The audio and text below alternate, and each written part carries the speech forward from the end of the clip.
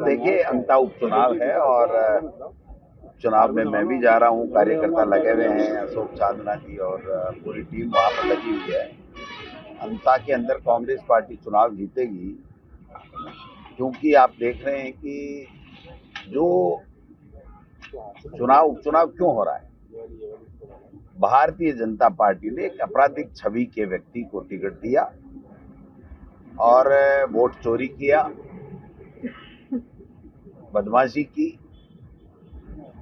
और वो चुनाव जीत गए। लेकिन बीच में हटना पड़ा, सुप्रीम कोर्ट से भी उनको राहत नहीं मिली।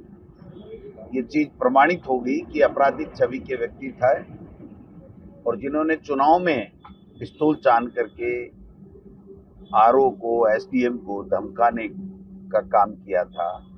तो मैं समझता हूं कि ऐसे आपराधिक छवि के व्यक्ति को भारतीय जनता पार्टी का नुमाइंदा बनाने के कारण से ये उपचुनाव हो रहा है। और प्रमोद जैन भाया, जो काफी वर्षों से राजनीति कर रहे हैं, समाज सेवी हैं, ऐतिहासिक विकास के काम किए हैं, अच्छी अच्छी योजनाएं कांग्रेस पार्टी जो लेकर के आई थी उनको धरातल पे उन्होंने उतारने का काम किया है और पानी के लिए दिल्ली तक लड़ाई लड़ी थी और उन्होंने वहां पर पानी की समस्या का समाधान कराया। आज चूंकि 2 साल के लगभग हो गए इस भारतीय जनता पार्टी की सरकार को बने, 1 रुपए का काम नहीं, 1 धेले का काम नहीं। जितनी अच्छी योजनाएं थी, जनहितैषी योजनाएं थी, चाहे वो स्वास्थ्य की थी, शिक्षा का थी, चाहे दूसरी योजनाएं थी, पेंशन की थी, सबको उन्होंने जीरो कर दिया। सबको खत्म करने का काम किया या कमजोर करने का काम किया।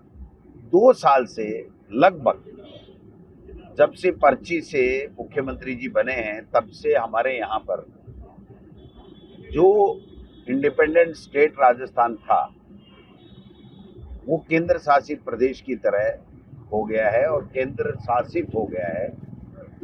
केंद्र की तरफ से कोई योजना आती है, कोई बात आती है, कभी पेड़, एक माँ के नाम पेड़, कभी मन की बात, कभी तन की बात, पता नहीं क्या क्या होता है। वो उनके अलावा प्रचार प्रसार के अलावा कुछ भी उन्होंने किया नहीं है। 2 साल पहले जो हमारी सरकार के समय जो पेंशन मिलती थी बुजुर्गों को, वो पेंशन बंद है। जो किट मिलता था गरीब को खाने के पैकेट के लिए, मिर्च मसाले के लिए, वो किट बंद है। जो पशुओं के लिए बीमा के रूप में पशु मर जाता था उसको 40,000 रुपये मिलते थे, वो बंद है। नए बिजली के कनेक्शन हैं तो उनके ऊपर वो छूट 150 यूनिट की बंद है। कृषि कनेक्शन है तो वो भी छूट बंद है। सड़कें टूटी पड़ी हैं। ठेकेदारों ने पहले के जो काम स्वीकार करा करके पूरे कर रखे हैं, उनको पेमेंट नहीं मिल रहा है। मुख्यमंत्री जी रोजाना धोख लगा के आते हैं, कभी अमित शाह जी से मिलते हैं, कभी मोदी जी से मिलते हैं, 1 रुपए का बजट नहीं लेकर के आते।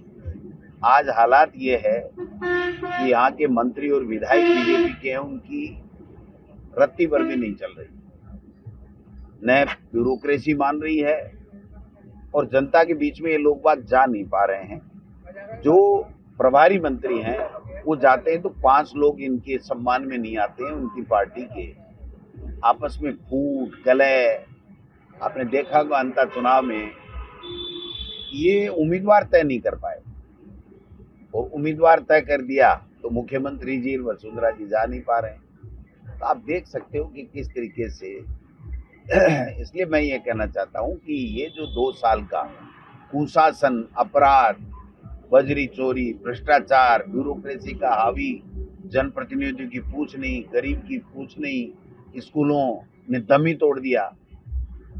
1 करोड़ का नामांकन था जब मैं शिक्षा मंत्री था, आज 67 लाख का है। और मंत्री जी ये तो नहीं कि भाई गरीब का बेटा कैसे इंग्लिश मीडियम पढ़े, कैसे सरकारी स्कूल में निःशुल्क उसको शिक्षा मिले, कैसे आरटीआई के अंदर प्राइवेट अच्छी स्कूलों में उसका एडमिशन फ्री में हो, उस पर नहीं बात कर रहे हैं। ड्रेस एक हो जाएगी, सत्र एक हो जाएगा। प्राइवेट स्कूल, कौन सी प्राइवेट स्कूल? सीबीएसई की प्राइवेट जितने भी स्कूल है सीबीएसई से एफिलिएटेड है, उन स्कूलों में तो इनका कंट्रोल ही नहीं है। ये कोई निर्देश दे ही नहीं सकते, न पाठ्यक्रम का दे सकते, न सेशन का दे सकते, सत्र का दे सकते, न ड्रेस का दे सकते, किसी चीज का नहीं दे सकते। और मैं तो कहता हूँ ये उन स्कूलों में मंत्री जी कहते हैं कि मैं शिक्षा मंत्री हूँ तो गेट में नहीं घुसने देंगे, उनका अपना कंट्रोल बोर्ड है। ये माध्यमिक शिक्षा बोर्ड की बात करें तो इनको बताना चाहिए कि कितनी स्कूलें माध्यमिक शिक्षा बोर्ड की प्राइवेट हैं, कितनी सरकारी हैं, किसमें कैसे लगाएं, ये ड्रेस लगा देंगे, ये लगा देंगे, वो लगा। ये आरएसएस का एजेंडा है कि मुद्दों से ध्यान भटकाओ, जनता पीछे तो पिसती रहे, जनता परेशान हो तो परेशान होती रहे, झूठ बोलो, जोर जोर से बोलो और बार बार बोलो, जिससे लोग भ्रमित हो जाएं। धर्म के आधार के ऊपर लोगों को बांटने का काम करो, जिससे वोटों की फसल काट करके दोबारा वो सत्ता में आ जाए। लेकिन अब जनता सारी समझ चुकी है। अब आप बताइए, नगर निकाय के चुनाव तो पंचायत चुनाव 6 साल हो गए, क्यों नहीं हो रहे? एसआईआर का नियम है निर्वाचन आयोग का कि जहां पर चुनाव नहीं हो और जहां पर 12 महीने से अगर कोई नगर निकाय या पंचायत राज का पेंडिंग नहीं हो तो वही एसआईआर होती है। यहाँ तो 12 महीने लेट हो गए, यानी अगर 4 साल ही हो जाते, इस साल में चुनाव क्यों होते तो ही वो नहीं करते हैं एसआईआर, क्योंकि अभी तो एमएलए एमपी तो 4 साल 3 साल बाद में है। तो इन्होंने जानबूझ के करवाया कि हम बचना चाहते हैं नगर निकाय और पंचायत राज चुनाव से, इसलिए आप ऐसा ही कर लीजिए। अब एसआईआर के चक्कर में फरवरी मार्च तो वैसे चला गया। ओबीसी आयोग को बजट नहीं दे रहे हैं, वो ओबीसी आयोग काम नहीं कर पा रहा है, न उसके बाद संसाधन है, वो कह रहा है मेरे को बजट ही नहीं, कुर्सी नहीं, गाड़ी नहीं, पन्ना नहीं, पेन नहीं। तो फिर ओबीसी आयोग बनाया क्यों, 2 साल लेट क्यों बनाया? ये डिले करना चाहते हैं। इनको पता है कि हम राजस्थान में हमने कुछ भी नहीं किया, इसलिए हम नगर निकाय और पंचायत राज चुनाव में जीत नहीं पाएंगे, इसलिए ये लोग बात